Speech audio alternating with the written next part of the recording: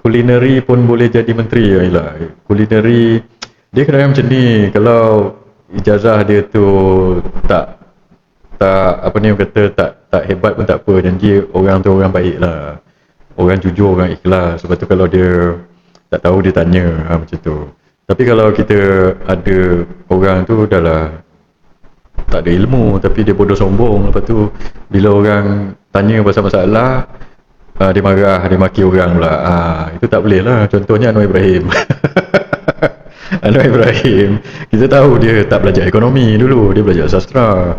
Not that anything wrong with kamu belajar sastra lah. So I have nothing against orang yang belajar sastra, ramai je orang belajar sastra kan. Tapi jenis yang Anwar Ibrahim ni, dia belajar sastra, dia tak tahu pasal ekonomi, tapi dia belagak, dia pandai. Lepas tu bila orang ada masalah, orang tegur dia maki orang. Lepas tu menteri dia pula, bila kita tegur, kata awak ni pemfitnah, berita palsu, pemfitnah, besok pergi tangkap orang. Itu yang tak boleh. So if you keep doing that, you won't solve the problem. Tahu tak, kita ada masalah besar ni, iaitu ekonomi teruk, kos harga hidup meningkat, lepas tu orang terpaksa bayar harga minyak tinggi. Tapi bila orang komplain, kamu pergi tangkap orang, itu yang jadi masalah. So sebab itu orang-orang macam ni tahulah, apa ni, itulah Pami Padil ni patutnya dia engineer, dia degree dia engineering kan, Pami Padil, tapi dia tak pernah praktis engineer. Saya rasa sebab itulah dia macam tu kot, dia ada degree tapi dia tak praktis. Mungkin lama kali tanya Pami Padil, dia pernah praktis engineer ke tak. So dia apa, dia punya, lepas dia dapat degree engineering tu dia buat kerja apa Pami Padil ni, sampai jadi macam ni, saya pun tak tahulah. PG pun engineer tapi ke laut. PG saya tak pernah dengar dia mengaku dia engineer tau, PG.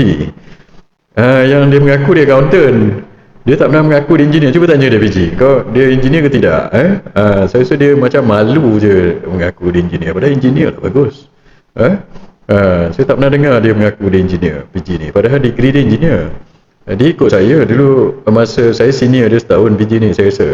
Lepas tu saya pergi UK buat electrical and electronic engineering. Saya rasa PG pun buat itu. Tapi dia tak pernah mengaku saya rasa engineer. Dia mengaku dia accountant. Lepas tu dia buat kerja ekonomi. Tapi yang dia kata lah, dia pandai ekonomi, accounting ni ekonomi tu lain tu, jauh beza tu PG. Okey, lagi live ke ni? Yelah live lah ni.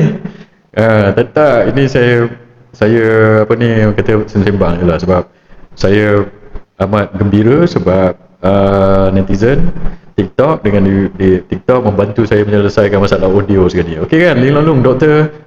Rafiq, tadi dah okey kan saya punya sound dekat TikTok dengan dekat Facebook, okey kan? Kita test ni, manalah tahu kot tiba-tiba tak okey balik. Dah okey kan?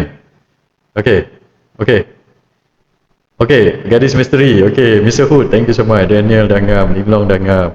Okey, cantik lah. Pas ni loud and clear, cantik. Okey lah, saya ambil sekarang berapa lah, 4.22, kita ambil lagi 4.30 saya berhenti lah. Saya dah pun nak tidur dah. Bukan tidur, mungkin saya tunggu subuh kejap, betul saya tidur lah. Esok Sabtu tak apa. Siapa pengganti Azam Baki saya tak tahu. Saya yang probably saya dah teka dah yang Agung yang akan pilih. Kan saya dah cakap dalam live saya bulan lepas ke saya tengok. Saya tak tahulah, tunggulah. Ada orang kata Tan Sri Ayub, Datuk Ayub. So saya tak pastilah, I don't know. I have no idea. Ayub Han, okey. Siapa-siapa pun yang jadi KPS SPRM, orang tu kena mengembalikan kepercayaan rakyat lah kepada SPRM, sebab SPRM sekarang dah jadi bahan jenaka tau. Orang tak respect lah. So sebab bila agensi macam SPRM rakyat tak respect, jadi bahan lawak jenaka, itu menjadi masalah tau. Orang kata bila keluar je berita pasal SPRM atau pegawai SPRM cakap kena integriti lah, benteras rasuah, orang gelak, dia banyak emoji gelak. Itu tak sepatut jadi macam itulah. So, dan kita tak boleh paksa rakyat untuk hormat pemimpin ataupun agensi kerajaan, sebab the respect should be earned tau. Sebab itu, and then macam Menteri Komunikasi ke apa, ke MC ke kamu kita tangkap orang ni, dia membuatkan rakyat lagi tak percaya pada kamu tau. Terutama bila sebab kamu tangkap dia tu macam dia pun bersoal apa pasal ini ke berita palsu ni, bukan berita palsu ni, macam itu. Sama lah macam kes saya, kamu suruh saya pergi sana, rampas telefon saya, kamu tuduh berita palsu, saya cakap mana satu berita palsunya. You know, itu kalau pergi mahkamah kamu kalah. Saya boleh lawan kamu di mahkamah. So sebab itu bila benda-benda terjadi, orang persoal, bila dah banyak ramai kamu panggil orang persoal macam tu, orang tak percaya pada kamu. Bila orang tak percaya pada kamu, akan menjadi masalah pada kamu. Dan bila tukar kerjaan esok, kes-kes ini boleh dibuka semula dan dia boleh amount tu penyalahgunaan kuasa.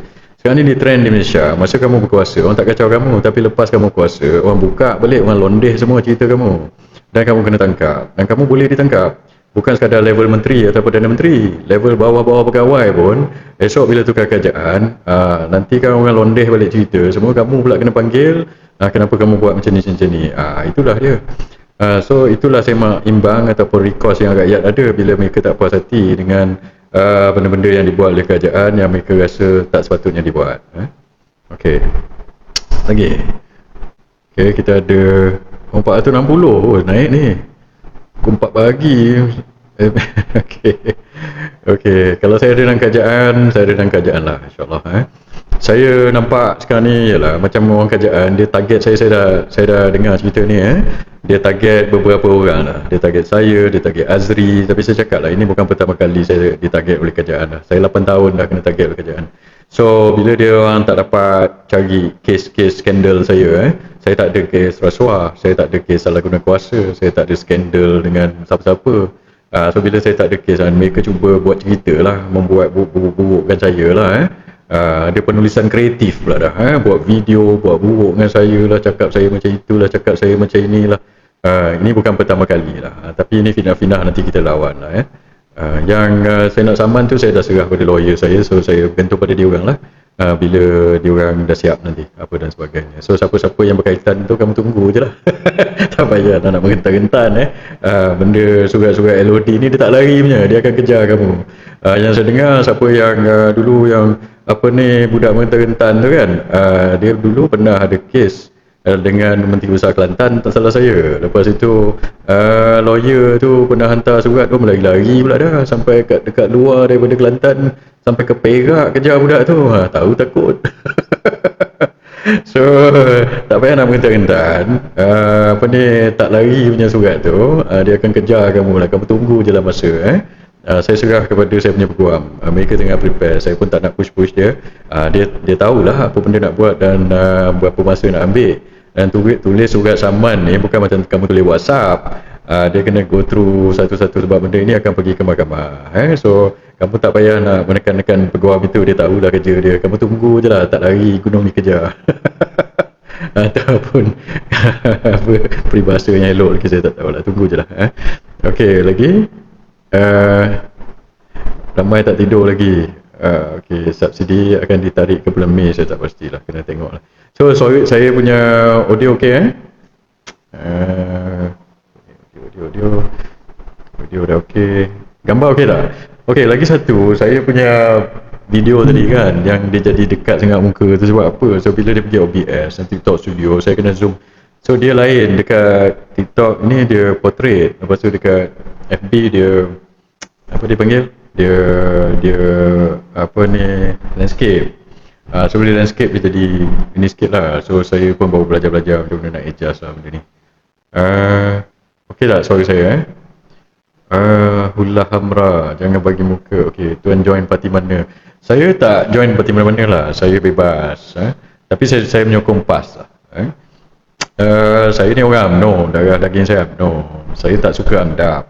So saya nak tendang AMDAP ni keluar daripada UMNO lah. Orang-orang dalam UMNO yang dipimpin oleh AMDAP sekarang, mereka tak boleh nak bersuara. Suara nanti kena tekan, kena ini, kena bully, lepas tu kena ini. So mereka tak boleh nak bersuara sangat lah. Yang berkuasa dalam UMNO sekarang AMDAP.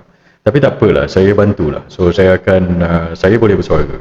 So saya bersuara on behalf of ahli-ahli original UMNO tu lah, supaya kita keluarkan AMDAP ni daripada UMNO dan kita bina semula UMNO lah. So in the meantime, untuk bina semula UMNO, kita kena tendang AMDAP ni keluar. So kita kena kalahkan AMDAP. Kalau kita menangkan AMDAP, kita tak boleh bina semula UMNO. Sebab katakan AMDAP ni dia olok-olok pergi Solo, dia menang pula, nanti dia lebih berkepak, nanti AMDAP itu akan tetap jadi AMDAP mantap lah, dia takkan kembali ke perjuangan asal. So untuk kita kembalikan perjuangan asal, kita kena kalahkan mereka ini. Lepas tu barulah UMNO boleh dibina semula. Siapa yang cakap nak masuk UMNO sebab nak lawan DAP daripada dalam tu, saya dah cakap itu naif. Itu naif dan tak logik tu. Macam mana kamu nak lawan DAP daripada dalam bila pemimpin UMNO sekarang ni dipimpin oleh AMDAP yang terpaksa menjilat Anwar Ibrahim dan DAP. Bila DAP berdehem sikit, pemimpin kamu AMDAP dah takut. Macam mana kamu nak di bawah ni nak lawan? So itu tak masuk akal. So untuk tendang AMDAP ni, untuk lawan DAP, kamu kena tendang AMDAP ni keluar. Macam mana nak tendang, kamu kena kalahkan mereka. Itu yang saya ni lah. Lewatnya live tak? Saya sebab tadi saya tengah baiki mikrofon dengan dengan orang yang bantu saya lah. So saya terpaksa buat live lah. Okey, sekarang pukul apa dah ni? Sepatutnya saya berhenti lah. Okey, 4.31 dah. Okey, so saya punya audio dah okey. Saya punya ni pun dah okey. Dan apa ni, suara jadi berdesing tapi tadi lah. Sekarang dah okey kan? Ling long dong, doktor, gadis misteri. Okey. So itu je. Okey tuan-tuan, terima kasih kepada siapa yang telah bantu saya selama 1 jam. Kita diagnose apa masalah ni dan kita selesaikan bersama-sama. Dan masalah dalam negara ni pun insya-Allah nanti kita cuba kita selesaikan bersama-sama lah tuan-tuan. Dan kalau saya masuk kerajaan pun saya ingat saya akan terus cuba selesaikan masalah kita bersamalah. Kita tak boleh ada pemimpin yang bodoh sombong, tak mau dengar cakap orang, dia seorang dia betul. Tak boleh macam tu. Ada benda yang kita tahu, macam saya kalau ada benda yang saya tahu, I feel strongly about it, then saya put my foot down. So kita get rid of the noise tu, banyak-banyak ini, dan kita put foot down and make decision. Itu cara saya lah. Tapi kalau benda yang saya tak tahu dan kita menyusuk akal, tak hilang bisa. Kalau benda yang kita tak tahu, kita tanyalah. Macam benda ini, walaupun saya engineer, saya bukan tahu pasal sound engineering ni, pasal button mana saya tak tahu. So saya mengaku awal-awal lah. So saya minta tolong daripada orang macam mana, boleh tak nasihat saya macam mana nak buat. So alhamdulillah dalam 1 jam kita selesaikan masalah ini bersama. So itulah cara yang sepatutnya tuan-tuan, dan nanti kita bersama-sama lah tengok macam mana. So wabillahi taufiq wal hidayah. Wassalamualaikum warahmatullahi wabarakatuh.